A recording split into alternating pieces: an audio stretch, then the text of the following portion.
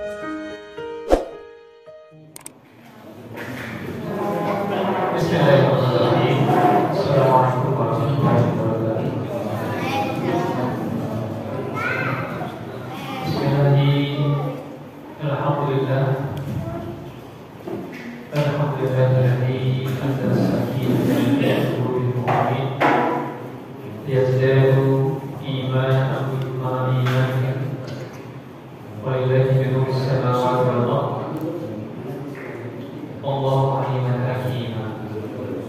Asyhadu an la ilaha illallah wahdahu la syarika lah wa asyhadu anna Muhammadan 'abduhu wa rasuluh. Allahumma shalli wa sallim wa barik ala nabiyyina wa rasulina Muhammadin wa ala alihi wa ashabihi ajma'in. Amma ba'du. Fa ya ibadallah, ittaqullaha haqqa tuqatih wa la tamutunna illa wa antum muslimun. Jemaah yang sama-sama dimuliakan Allah Subhanahu wa taala, marilah kita senantiasa mengajarkan puja dan syukur kita kepada Allah Subhanahu wa taala. Alhamdulillah, pada kesempatan kali ini kita masih diberikan nikmat sehat walafiat untuk kita semuanya melaksanakan ibadah sebagai kebutuhan kita kepada Allah Subhanahu wa taala berupa salat maghrib berjamaah di mushola yang kita cintai, dilanjut dengan ta'limat wal isyadat yang mudah-mudahan semuanya kita mendapatkan pahala dari Allah Subhanahu wa taala.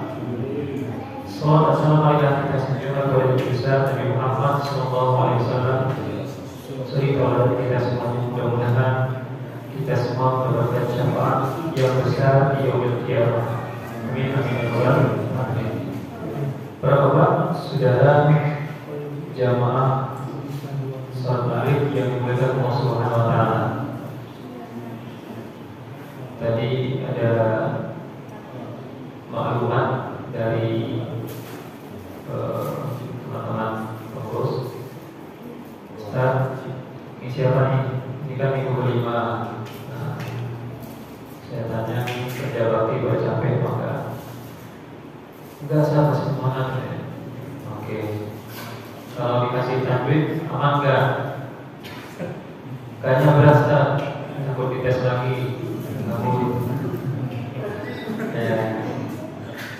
Gimana dong? Udah saya nyamping-nyamping aja, jimping aja, ngaji sambil ngopi.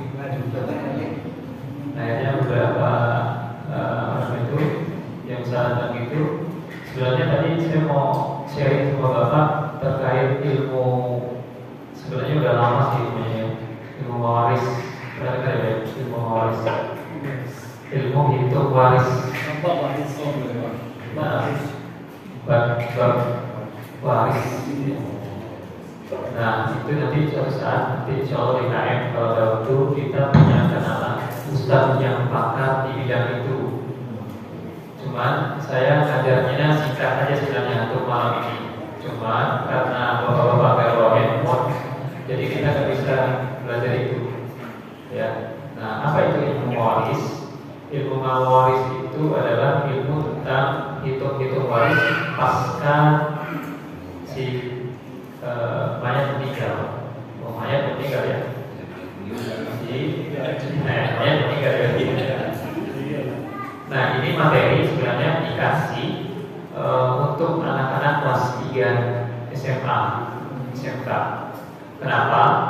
Biar mereka nanti kalau langsung kerja gak kuliah, ketemu dengan materi ini sampai ketemu lagi dengan waktu di orang tua yang misalnya meninggal dunia, dia sudah ngerti itu waris, nggak jadi cakar-cakaran penggunaan harta, tanah, ya, dan seterusnya. Nah, seperti itu. Nah, saya cuma mengajarkan sharing korek suatu saat ya nanti ya, nggak hari ini, karena hari ini bapak-bapak dan ibu-ibu gak bawa handphone, jadinya nggak enak. Sebenarnya kita bisa langsung praktek sekejap tanpa mikir, udah ketahuan kita dapat bagian berapa. Kalau seandainya bapak masih punya orang tua yang bakal nanti akan meninggal dunia, ternyata bapak udah meninggal. Cepat ya, gitu. Ya itu bapak ibu semuanya. Bapak ibu semuanya, oleh karenanya kita tidak terlalu banyak membahas tentang itu, maka kita coba membahas tentang tafsir surat Al-A'raf ayat 8182. 8182. Suratnya surat Al-A'raf.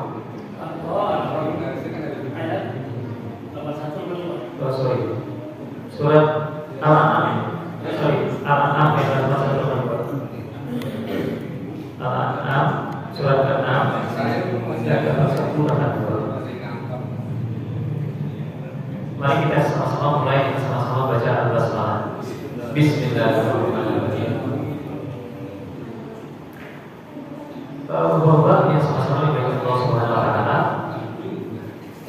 Bagaimana kita mencari ketenangan jiwa?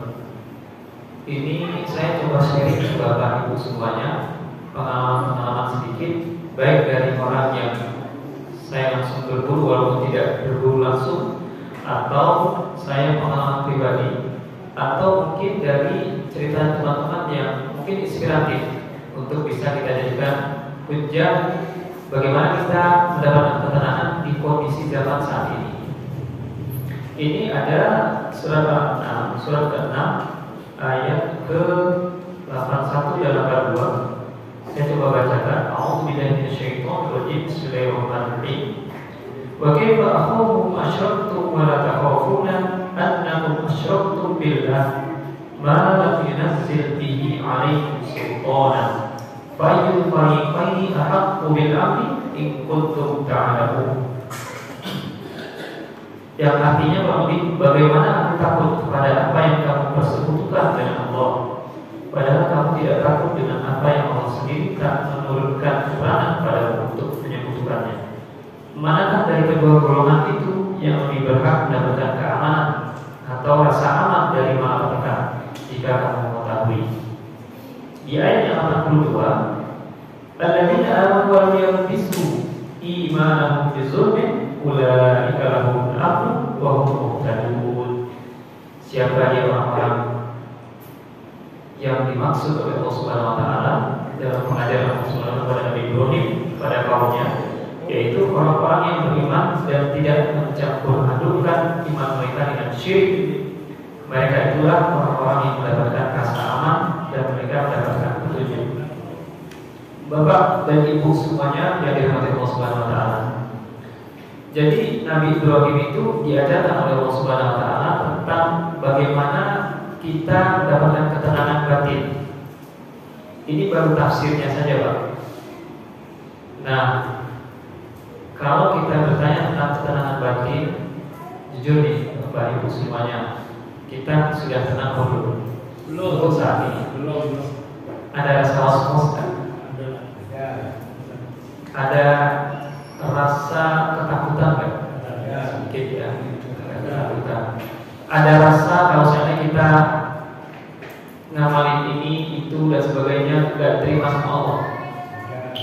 Ada ya Pak? Kalau ada, berarti ada titik yang sedikit keimanan dari diri kita untuk kita sadari agar kita bertobat kepada Allah Subhanahu wa taala. Bapak Ibu semuanya, kita pernah melakukan kesalahan, kita pernah melakukan keburukan dimanapun kita berada. Jadi Nabi Ibrahim diajarkan oleh Allah Subhanahu wa taala tentang bagaimana orang-orang golongan yang mana yang aman dan mendapatkan keamanan, mendapatkan rasa tentram pada setiap buruk dan sampai dia meninggal dunia. Ada orang yang tidak mendapatkan sama sekali, ada yang mendapatkannya. Yang tidak mendapatkan sama sekali yaitu orang-orang yang senantiasa bersekutu dengan sembahan-sembahan, atau kita namakan dengan syirik. Nah, hari ini Bapak Ibu semuanya, kita tahu kalau kita bongkar kata-kata syirik itu, Bapak, ya, syirik itu ternyata artinya bersekutu, berteman, ya, dengan selain Allah. Berarti pertemanan kita dengan selain Allah adalah bentuk dari kesyirikan jika kecintaan kita melebihi daripada Allah. Cinta kita dengan mereka, cinta kita dengan benda, cinta kita dengan duniawi melebihi daripada Allah, berarti kita sudah dinamakan atau mendapatkan sedikit titik noda syirik.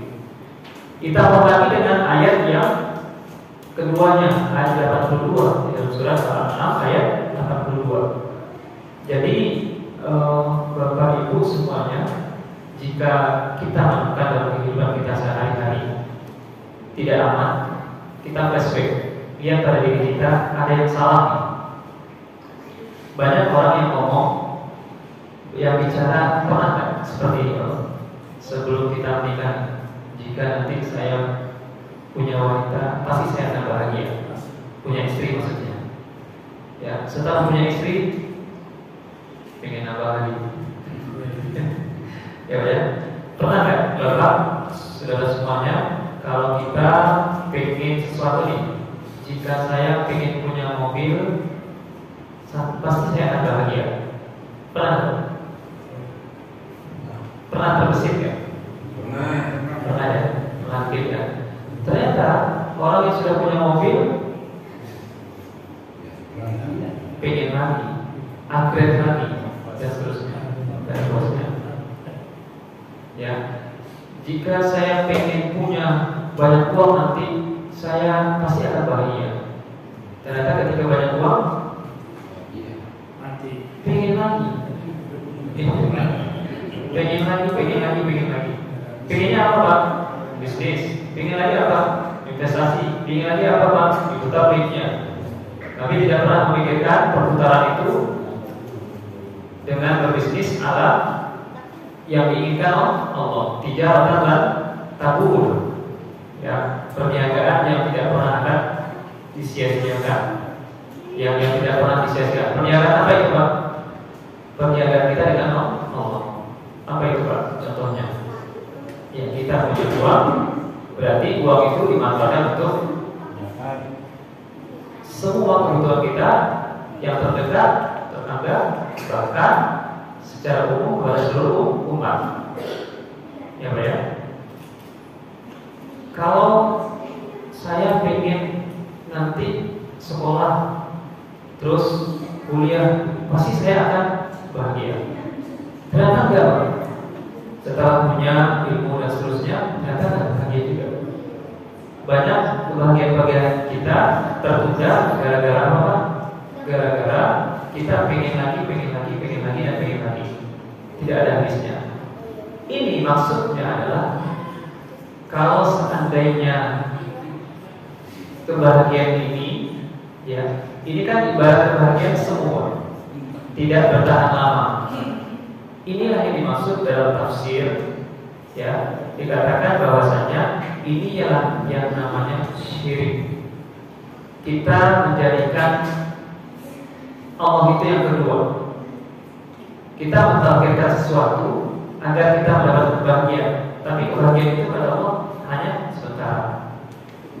Tapi kalau orangnya tidak seperti itu, hanya Allah kehidupannya, maka akan mendapatkan kebahagiaan yang kontinu, ketenangan hati dan rasa aman. Inilah yang dalam dibahas tafsirnya. Sama kayak gini Pak. Jadi setan itu hampir mirip kayak pencuri Pak. Pencuri itu punya karakter, kalau dia melihat rumah, ada dua rumah. Rumah yang satu banyak hartanya, rumah yang kedua kosong. Kira-kira yang ditarget pencuri itu apa? Rumah yang kosong apa rumah yang banyak hartanya? Pasti rumah yang banyak hartanya. Nah, gak mungkin dong kalau seandainya pencuri itu bisa masuk ke rumah kosong, dia tidak mendapatkan apa-apa. Tapi kalau dia masuk ke rumah yang berisi ada hartanya, maka dia akan mendapatkan target. Setan itu seperti itu. Jadi kalau seandainya kita hari ini tidak mendapatkan kebahagiaan gara-gara kita bersyirik kepada Allah Subhanahu wa taala, maksudnya adalah sesuatu yang ada di muka bumi ini kita cintai lebih daripada Allah, maka kita tauhidnya dicuri oleh setan. Sama mencuri barang-barang di rumah yang ada barangnya. Jadi kita sebenarnya sudah punya tauhid dalam hati kita, tapi setan terus berusaha untuk mencuri tauhid kita, keyakinan kita. Bagaimana caranya biar kosong? Ketika kosong, nah kalau mencuri, kalau rumah kosong itu biasanya apa yang dilakukan kalau mencuri? Standby di rumah kosong untuk jadi base camp. Benar nggak Pak? Kalau sudah jadi base camp, begitu setan. Kalau seandainya kita kosong dari tauhid, maka yang terjadi apa? Setan menunggu di dalam diri kita untuk mengosongkan diri kita semuanya dari tauhid. Baru saya mau ngomong tentang ini Pak, pengalaman.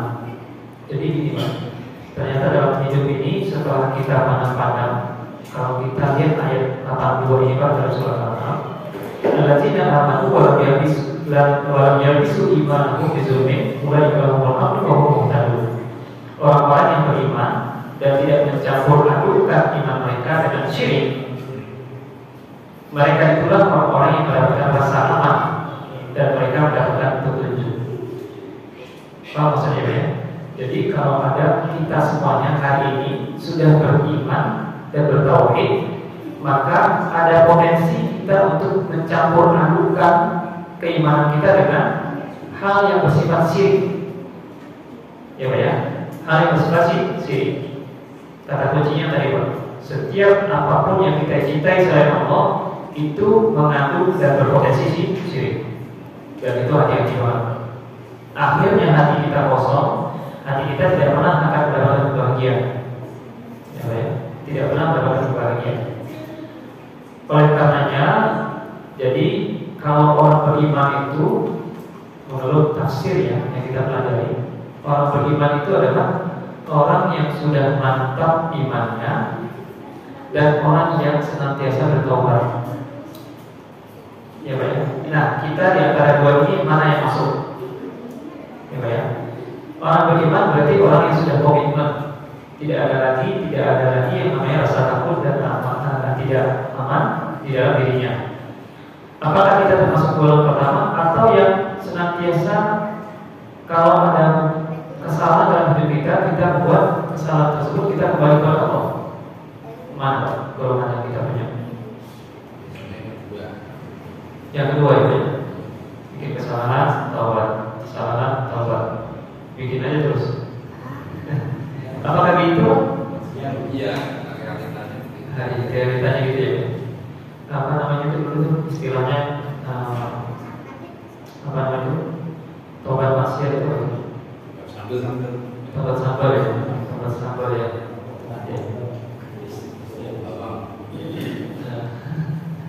Nah, apa yang menyebabkan kita tobat sambal Pak? Karena masih ada keburukan di dalam hidup kita. Percaya atau tidak? Ada keburukan. Di sini dikatakan yang ya, alladzina amanu wa lam yalbisu imanahum, orang-orang yang beriman itu adalah tidak mencampur adukan iman mereka dengan kezaliman. Zalim itu bahasa Arab yang artinya gelap. Bapak kalau seandainya pernah ganggu orang apa? Ganggu orang pernah? Ganggu orang bisa waktu kecil atau dewasa bisa gitu ya? Atau lewat WA pernah ganggu orang? Itu bikin hati kita tenang gak? Bikin hati kita tenang gak? Enggak.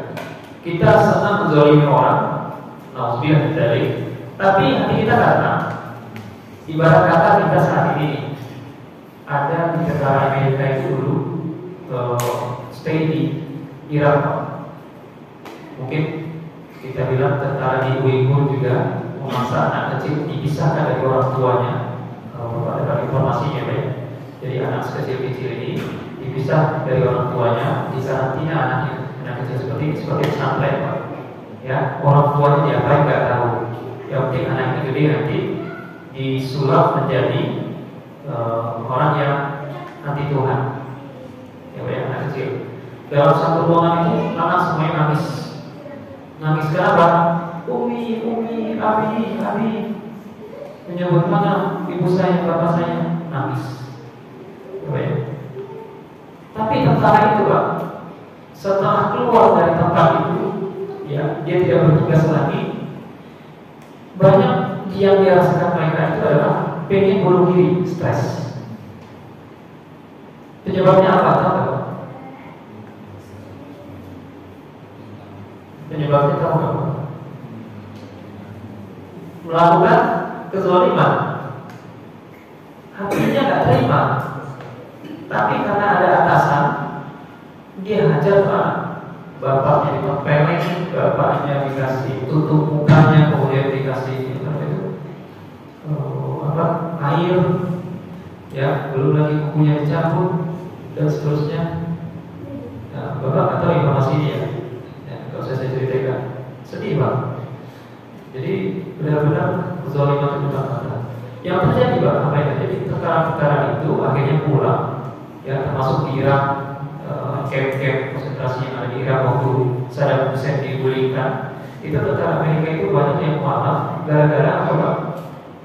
Dia melakukan kezaliman, dia sadar, kemudian ternyata saya salah selama ini. Saya hanya ngikutin atasan, kemudian saya lakukan kezaliman. Dibunuh, dikerangkeng, dibakar, diinjak pakai bulldozer dan seterusnya. Hati mereka tidak terima. Berarti ada tauhid dalam dirinya sebenarnya.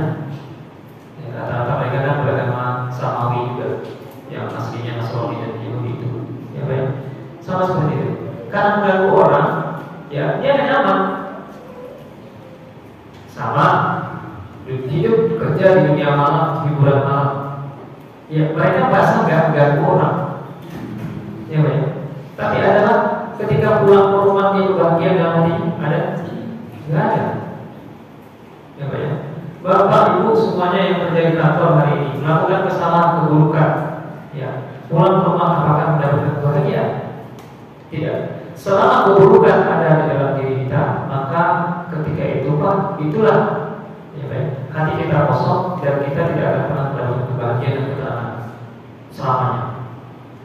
Makanya setelah itu datang motor-motor kita dikunci.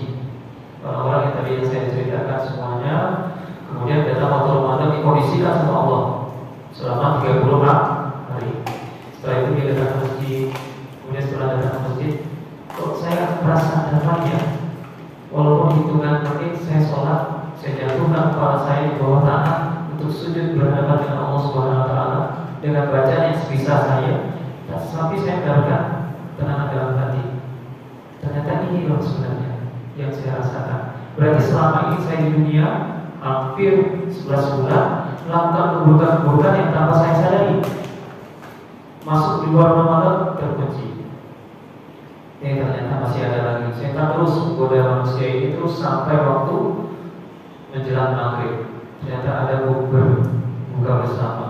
Setelah 1 hari, 2 hari, 3 hari, semangat badannya kembali ke kebiasaan berbuat buruk, kezaliman. Bahasa saya zalim ya. Zalim itu sesuatu yang gelap, ya perbuatan yang buat hati kita gelap itu namanya zalim. Ya banyak. Apakah orang yang buka bersama itu bahagia?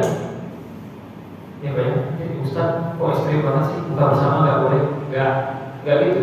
Kita pengen cari kebahagiaan. Ternyata sholat maghrib kita lewat mepet ke isya. Bahkan ada yang nggak sholat ketika bukber. Tarawih juga enggak. Akhirnya balik lagi. Kita berusaha 11 bulan dan anggap hilang semuanya. Kita mau baik lagi di bulan Ramadan. Ternyata di bulan Ramadan dikondisikan lagi. Oh Ustaz, ternyata setan nggak jadi belenggu ya? Enggak, bukan karena setan jadi belenggu. Tapi apa Bang? Diri kita yang masih kosong. Itu ya. Jadi jangan sampai kita sudah beriman nih. Nah, ya, kita sudah dimantapkan oleh Allah Subhanahu Wa Taala beriman. Alhamdulillah terlahir dalam keluarga Islam yang beriman. Kemudian kita senantiasa bertaubat ketika kita ada kesalahan. Oke. Setelah itu kita pertahankan. Ya kan? Kita pertahankan dengan apa? Jangan sampai kita mencampur adukan keimanan kita dengan yang hal-hal yang buruk. Setiap ada pencampuran itu Pak, baik syirik yang tadi saya ceritakan, kemudian kezaliman yang kita lakukan, maka iman kita akan terus terkikis. Atau begini Pak, Orang melakukan, kita nggak melakukan sama sekali keburukan, kezaliman, tapi kita menonton kezaliman mereka. Oke. Contoh, kita tahu banyak kesalahan yang terjadi di dunia medsos. Kita menonton, mencari hiburan di luar itu. Hiburan kita adalah ketika stres di rumah, ketika stres di kantor. Hiburan kita adalah melihat gadget. Benar? Benar ya?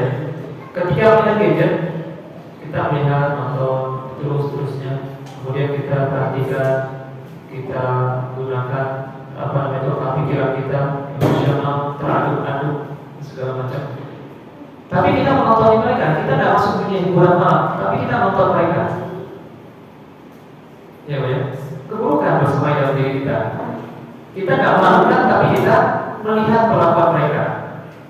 Itulah cara setan untuk kita biar kosong. Jadi setan itu singgah ke lainnya mencuri untuk start pertamanya di rumah kosong tadi. Setan itu seperti itu, singgah di tempat kita hanya kosong. Makanya tidak lagi, jangan sampai kita mencampur adukan keimanan kita dengan hal-hal yang buruk. Makanya orang yang paling tenang di dunia saat ini, Pak, adalah orang yang tidak pegang handphone. Serius. Orang yang paling tenang hari. Adakah hari ini yang tidak pegang handphone?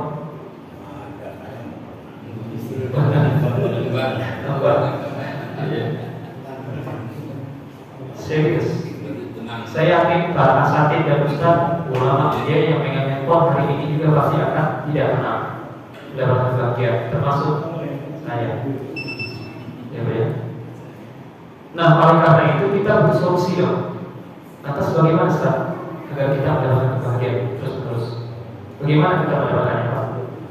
Yaitu ada 3 hal.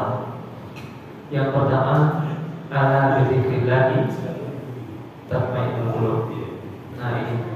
Jadi setiap hari biar kita terlindungi dari keburukan, ya Pak ya. Kita harus menghadirkan terus hati kita ini pada Allah lewat zikir. Subhanallah, kalimatani khafifatani fil lisan, sakilatani fil mizan.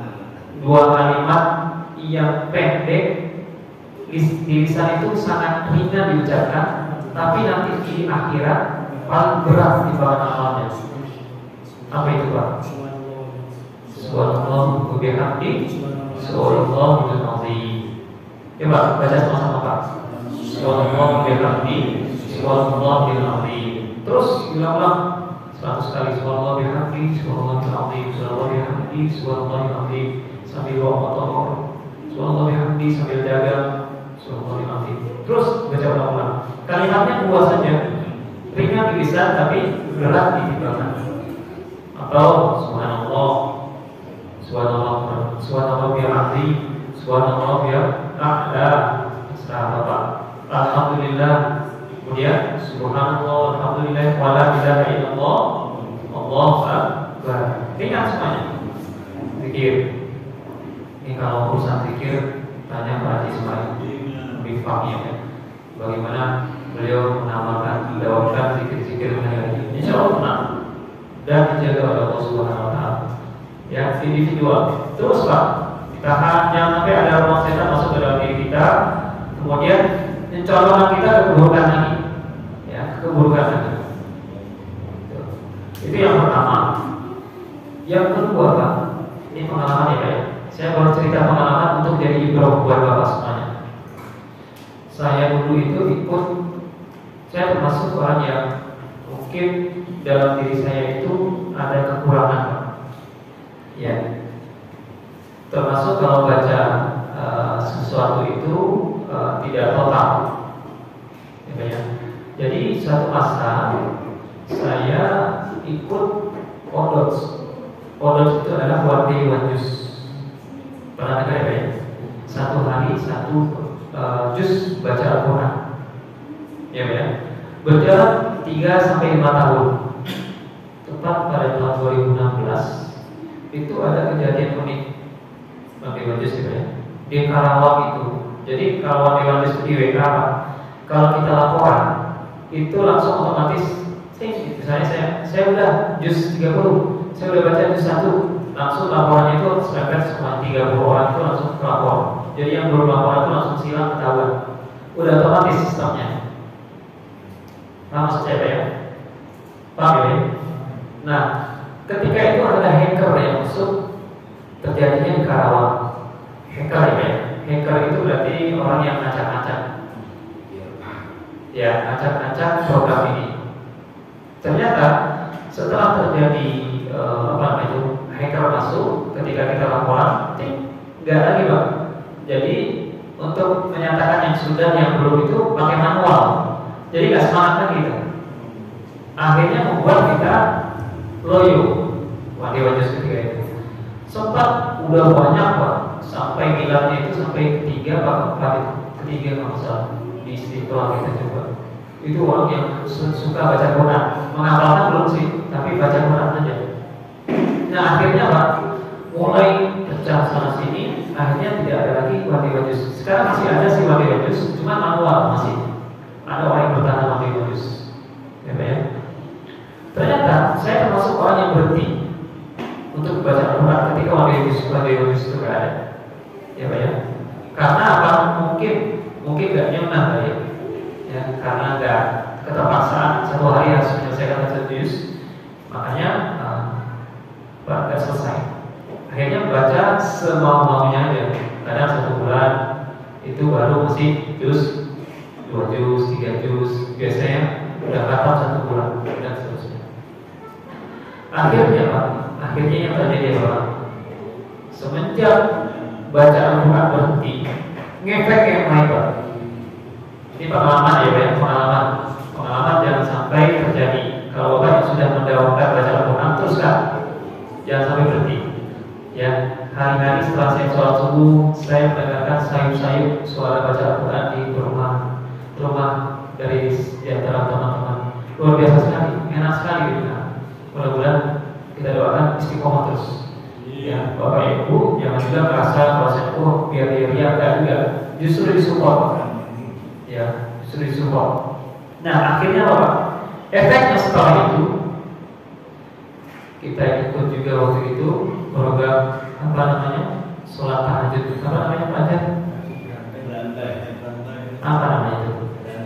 Berantai. Masih ikut Pak? Udah gak ya? Kutub namanya, komunitas tahajud berantai. Jadi kalau malam-malam itu nanti di WA itu ditelepon sama miminnya kan nanti sholat ibadah kan. Hai ikhwan, ya yuk sholat yuk. Karena dulu gitu. Akhirnya itu saya nggak ikut karena saya nggak tertarik gitu ya, Akhirnya Bapak, ya karena udah biasa tahajud. Kemudian akhirnya semenjak baca Quran berhenti itu ngefek ke tahajud. Tahajudnya pun berhenti. Ini saya sampaikan tahun 2016 itu berhenti, 2017 tahajud berhenti. Walaupun 2 rakaat nggak akan saya lakukan, 2 rakaat pun nggak. Biasanya lama 3 itu enggak, mas kali. Nggak cukup sampai di sana Pak. Ketika kita berhenti baca Quran, nggak cukup sampai di sana ternyata. Saya terus udah gimana nih? Terus sampai mulai ya untuk ayam lebih berhenti puasa tengah bulan. Yang efeknya sampai ke sana Pak. Mulai setelah ayam lebih berhenti, mulai digenjot Senin Kamis. Nah, ini ada acara di sekolahan, ada acara banyak makanan, seolah kayak digoreng. Jangan, tak aja, puasanya Ramadan aja. Siapa kok? Namanya masih ada Muharram ntar puasa. Kayak dibisik-bisikin dan seterusnya. Akhirnya juga lewat. Itu sampai COVID Pak. Sampai 2019 COVID ya Pak. Sampai COVID 2 tahun. Bahasanya orang likoan itu Pak, Futur itu artinya malas-malasan. Ya Pak ya, gak semangat lagi ibadah. Gara-gara apa saja? Efek apa? Baca Quran berhenti. Mulai 2019 akhir mau itu parah-parahnya COVID, going back lagi, coba bangkit lagi. Alhamdulillah ada Ramadan segala macam, kita ada bangkit berapa juz gitu ya, dalam kondisi sendiri. Ya, akhirnya mulai bangkit lagi. Terus agak susah bangkitnya Pak. Selama nggak bangkit itu nggak tenang batin. Selama nggak bangkit, nggak baca Al-Quran itu nggak tenang. Harus bangkit ya, saya harus kurangi, harus kurangi. Makanya setelah kita back kembali ke Al-Quran itu Pak, semuanya kita akan kembali seperti sedia kala. Hari ini, Bapak Ibu semuanya yang depan saya semua hari ini, ketika Bapak tidak baca Al-Quran today, besoknya lagi gak baca Quran, keburukan akan terus bersemai dalam hati kita semuanya. Yakin sama saya? Kita tidak akan pernah istiqomah dengan kebaikan. Ya, pesan saya untuk kita semuanya, dekatin Al-Quran. Makanya gak salah Pak, Rasulullah itu sholat tahajud itu mulai dari 12:30 sampai 1:30. Kalau kita sekarang dikonversi ke Indonesia, karena itu waktunya waktu Arab, ya. Waktu Arab itu 5:30, 6:30 itu udah fajar ya, udah 5:30 malam udah siang. Nah, kalau kita 1:30 lah, ya 1:30 sampai 1:30. 1:30 itu apa yang dilakukan Rasul kedua Pak? Antara tidur lagi, kalau enggak tidur lagi maksudnya bukan 12 sampai subuh ya, tapi untuk kayak tidur zuhur Pak, sebelum zuhur itu wailulah ya, tidur sebentar sekitar 5 menit untuk bagi kita semangat lagi. Nah, Rasulullah habis capek-capek sholat tahajud, beliau itu 2:30 itu 2 hal yang dikerjakan. 1, tidur sejenak sebentar, kemudian setelah itu lagi sholat subuh berjamaah dengan sahabatnya. Yang kedua yang dilakukan adalah bersenggaman dengan istrinya. Kalau bersenggaman hanya sekedar melus-melus saja, melus-melus istrinya. Jadi nggak mesti kalau kita malam itu nempel sama istri itu nggak mesti harus berhubungan seksual, enggak. Rasul ngajarin kita seperti itu. Ya. Nah, seperti itu 2 hal yang dilakukan oleh Rasul. Nah, wajar Bapak, kenapa Rasulullah itu bertahan imannya? Karena beliau itu setiap 12:30 sampai 1:30 itu, ya, beliau setelah hafalan sama malaikat Jibril. Selain beliau baca surat Al-Baqarah, Al-Imran ketika dalam sholat. Al-Quran yang dibaca dalam sholat, pantas saja kuat, gak pernah yang namanya tidak merasa aman, walaupun nyawa dihantam badai, ya, diusir dari kota Mekah, tetap aja stabil keimanannya. Kenapa Pak? Malam harinya dibangun untuk tilawah. Ya, siang harinya Pak, beliau berzikir kepada Allah Subhanahu wa taala. Malam zikir dari tabi'ul qulub, subhanallah ya habis Allah, alhamdulillah wa Allahu akbar. Allahu akbar lillahi Muhammad dan khalqihi wa li nafsihi wa zinata 'arsyihi wa jalla kalimati. Itu yang disebut terus Rasulullah. Gimana menempel setan di dalam hati Rasulullah? Enggak pernah nempel. Pengalaman saya ini saya kasih tahu Bapak saudara semuanya untuk jadikan ibro. Ternyata Ustaz juga punya futur, ya, punya rasa malas. Jujur, serius. Ya, mungkin bapak-bapak hari ini di depan saya adalah yang lebih semangat ibadah. Ya, agar kita kembali, agar kita tidak bisa mencampurkan keimanan kita dengan kezaliman tadi. Kita tutup dengan apa? 1, dengan zikir. Yang kedua, dengan tilawah Al-Quran, membaca Al-Quran. Terus di pojok yang panjang itu ada bumante, sayur-sayur, ya Pak ya. Depan dikit ada Bu Parno, Bu zaman udah jadi ya. Ada panjang dikit, ada Pak Martin dan istrinya. Amin kan, luar biasa. Subuh agak sini lagi ada budak biar, ya, kadang-kadang, ya. Terus lagi kalau dibilang kalau lari pagi segala macam, dengarin teman-teman pikir, oh kayaknya indah gitu. Coba supaya T5 ini baca Quran tiap pagi, keren banget, luar biasa. Kita yang harus memprogramkan, bukan program kita sendiri pribadi. Ya. Terus saya belum kesana belum, luar biasa sekali. Itu menjadi inspirasi bagi kita semuanya. Ya. Selanjutnya Pak, yang ketiga yang mesti kita harus tahan agar tidak ada kezaliman kesyirikan di dalam diri kita ini, selain zikir dan tilawah Quran, senantiasa untuk berwudu dan sholat. Ya, sholat sunnah mutlak. Kalau lagi pengen kosong nih Pak, kosong diri kita, sholat aja di rumah, nggak apa-apa. Sholat sunnah, wudu, sholat 2 rakaat, nggak usah banyak-banyak. Ya, jangan buru-buru nikmati, ya 10 menit, 15 menit, agak lama dikit, pelan-pelan nggak apa-apa. Biar refreshing, ya. Sudah wudu. Kemudian yang terakhir yang harus kita lakukan adalah bersyukur atas takdir yang Allah berikan kepada kita. Ya, apapun kondisi kita hari ini, lemah, butuh segala macam, ya, itu adalah atas kehendak Allah. Tugas kita yang punya akal dan hati pikiran, tugas kita hanya untuk membalikkan keadaan itu dengan secepat itu sampai ajal menjemput kita. Mudah-mudahan bisa, insya Allah. Mungkin itu saja yang dapat saya sampaikan untuk tafsir surah Al-An'am ayat 81-82. Poin intinya adalah jangan sampai kita lebih cinta kepada sesuatu selain daripada Allah. Yang kedua, jangan sampai kita mencampur adukan keimanan kita dengan kezaliman keburukan-keburukan yang ada, ya, agar kita mendapatkan kesenangan batin. Ya, syaratnya adalah untuk mencapai ketenangan batin ada 4. 1, zikir kepada Allah. Yang kedua, tilawah Al-Quran. Yang ketiga adalah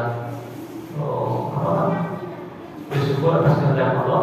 Yang keempat, wudu dan sholat 2 rakaat atau sholat sunnah mutlak dimanapun Bapak berada. Itu ya Bapak Ibu semuanya. Mudah-mudahan ada manfaat untuk kita semuanya, agar hari-hari kita terus berada dalam rasa aman, hati kita bahagia dunia dan akhirat. Mudah-mudahan tertular pada keluarga kita dan seterusnya pada kerabat-kerabat dekat kita semua.